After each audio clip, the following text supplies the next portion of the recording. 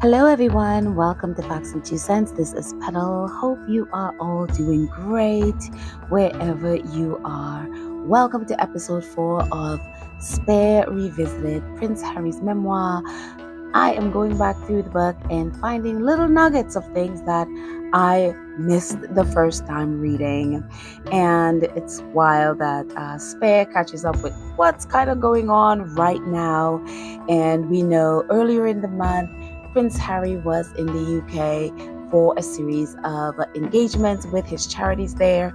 And while there, we all know of his time meeting with his father, King Charles, and seeing it play out in real time. The headlines all over the world have been creating it. These are just a few of them. The tabloids to this day have been breathlessly reporting on Harry's meeting with his father, King Charles, and now they are twisting it in every which way. It became Harry simply said wanting to meet and really reconcile with his father is something that he's always said throughout, even the times where he's in interviews and stuff, promoting Spare and talking about his relationship with the royal family. He has always maintained that he wants to reconcile and have a relationship with at least his father, which is for him the most pressing. I think him and William right now, I think Harry is still in a space is with William right now. That is Harry's thing. His relationship with William is space, and I think that's where it's going to be staying for a while.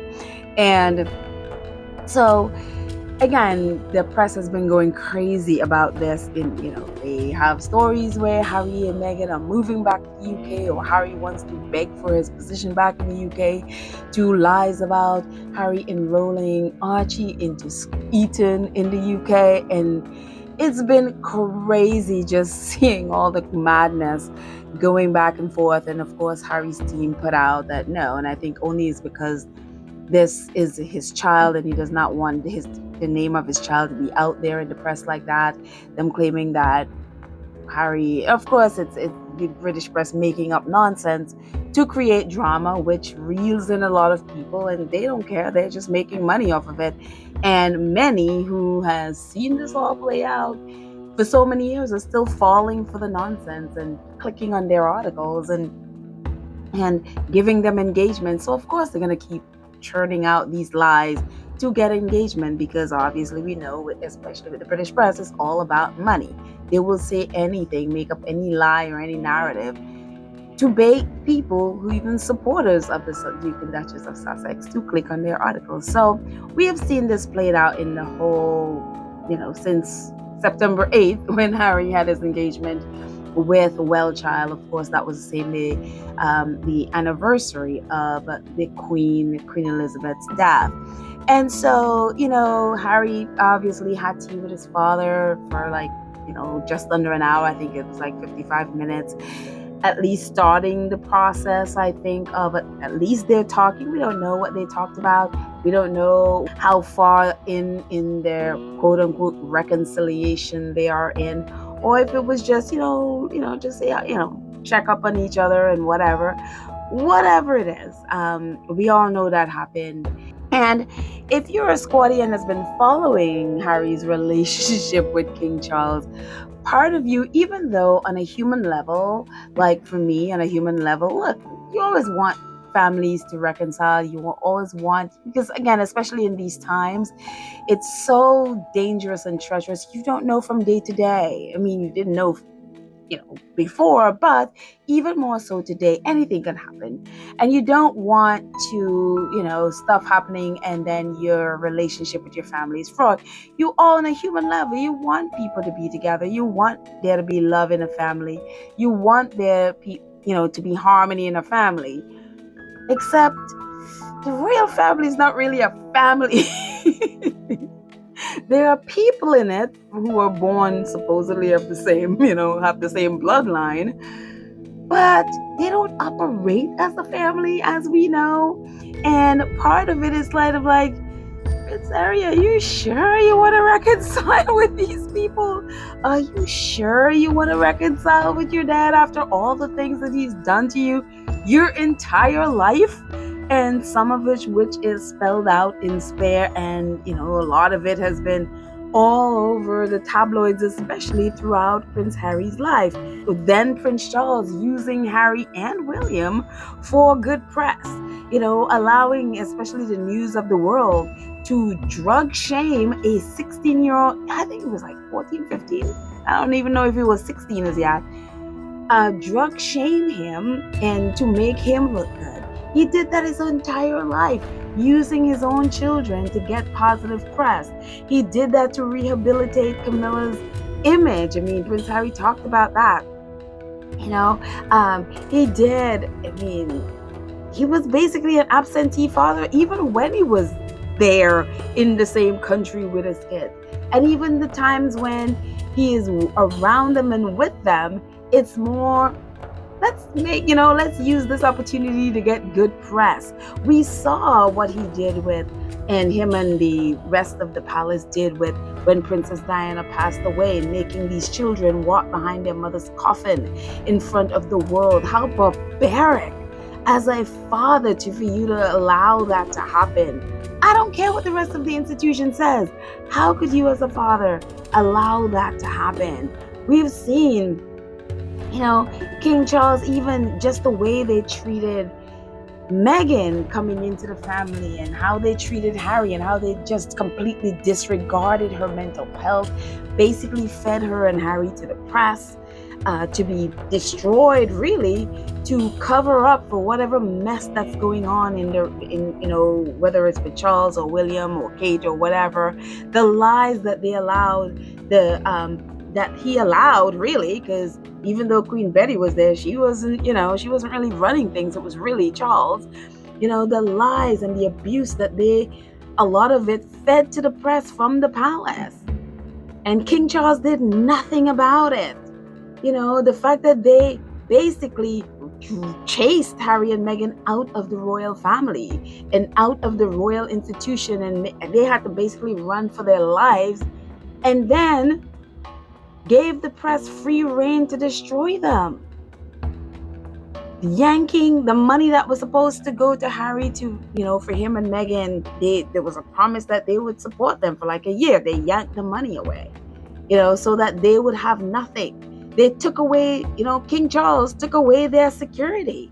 And then basically the palace just gave permission to the press and whomever else to come after them while they were in that vulnerable position. King Charles took away the only home that they had in the UK, the place of security that they had, took it away. And that among so many other things. Charles and Kate were revealed by Piers Morgan as the racist royals.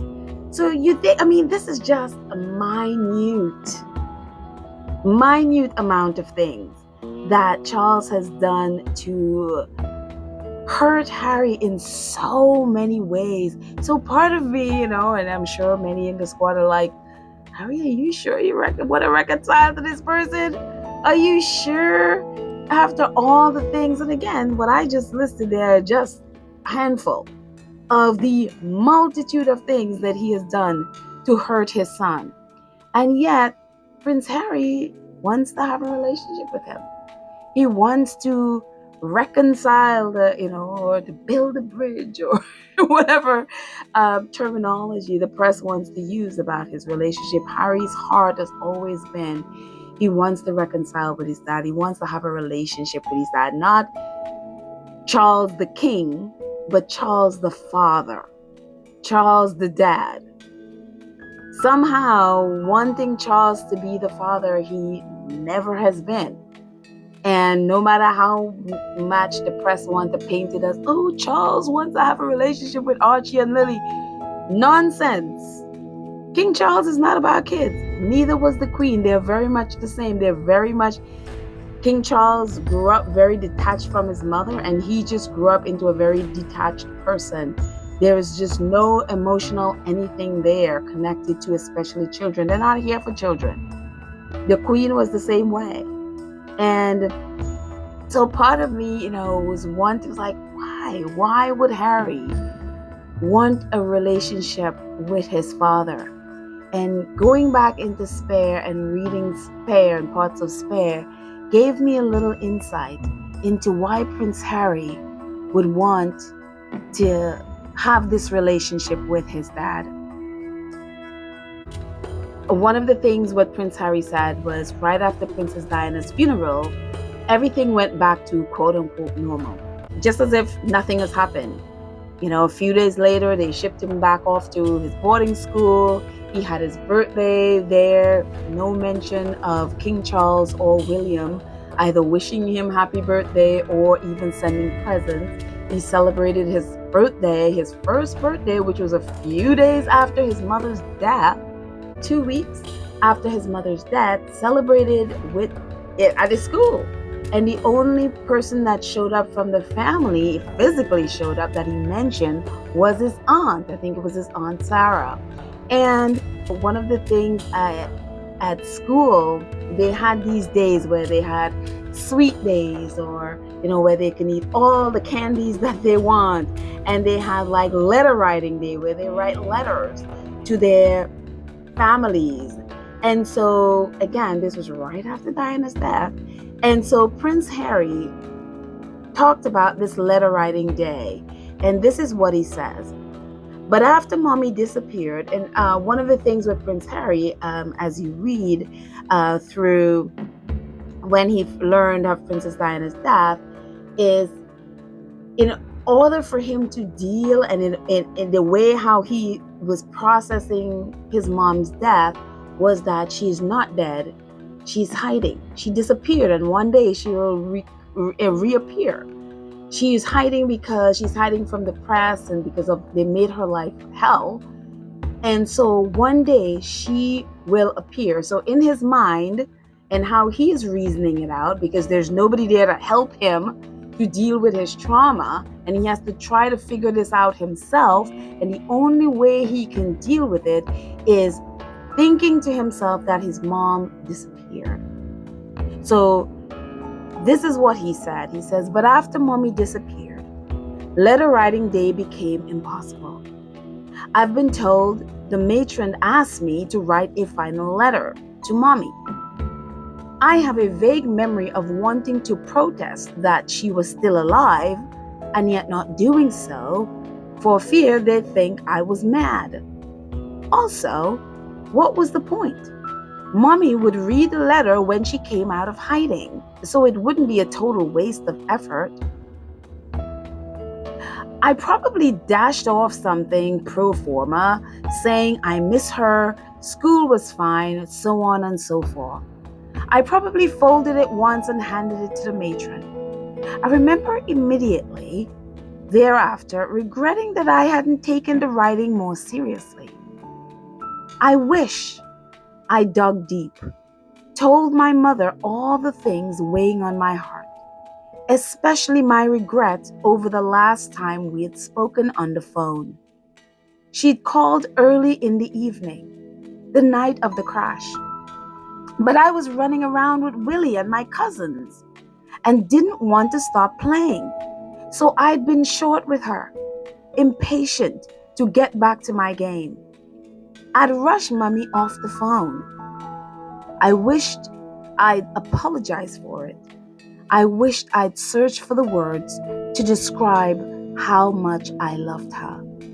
I didn't know that search would take decades. And when I read this, I was like, oh, okay.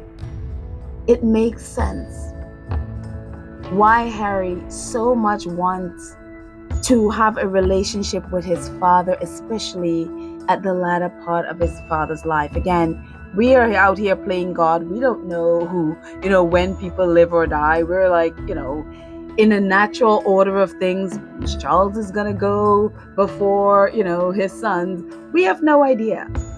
But if things plays out, I understand why, from reading this, I understand why Prince Harry would want a relationship with his father, especially his father having cancer and all of that stuff. Because the day Princess Diana died, as he says here, she called him. She called to talk to him. And because he was playing and wanted to play with his brother and his cousins, and he's a little 12-year-old kid, so he doesn't want to talk to mom at that moment because he wants to go play and finish playing with his cousins and his brother. That's what he wants to do. And so he rushes his mom off the phone, not knowing that would be the last time he would hear her voice. And I think this has haunted Prince Harry his entire life. The fact that he didn't have a proper goodbye for his mom. He didn't tell his mother at that time how much he loved her, how much he appreciated her. He didn't say all of those things to his mom. His last memory of his mom was rushing her off the phone so he could go play with his friends. And that would have haunted me my entire life. And I think that is where Prince Harry is. So no matter how much I feel like, oh no, Prince Harry, I don't know if you want to go back in there with your father, I think he does not want this to happen, no matter what the kind of person Charles is. He does not want this on his conscience, that he hasn't done everything in his power to, whenever the Lord decides to take his father, if he's alive at that time, his father didn't know how much he loved him. No matter what kind of father Charles is, Prince Harry wants to make sure that he tells his father he wants to be there, that his father knows that how much he loves him. And he's there for him. And when I look at it in this context, it makes so much sense that no matter what Charles has done to Harry, no matter how awful a father he is, as far as Harry is concerned, he is going to be the son he needs to be. He is going to be there. He's going to make sure his father knows him. He's going to make sure his father knows that he wants to be there for him. No matter how his father responds, no matter how the press and William and whomever it is, no matter what tantrums they throw, Prince Harry wants to make sure that what happened with his mom and his last memory of his mom does not repeat itself with his father. And when I look at it this way, it makes sense. It truly makes sense. He can't go back and change what happened with his mom, but he can do all that he can to make sure that he doesn't do the same thing with his dad. It's sad, it's tragic, and you wish Charles was a better person to deserve that kind of love. But, you don't make people's mind. People are who they are, and we can only do what we can do and do the best and let them deal with who they are. And I just hope for Harry that whenever, however long Charles has here on this earth, that Harry at the end of it could walk away with a clear conscience, knowing that he did everything he can and he was the best son that he could be to his father. Totally undeserved on Charles' part, but for Prince Harry, I applaud him for this. So anyway, guys, that's it for this episode. Thank you so much for watching, and I will catch up with you on episode 5. Bye!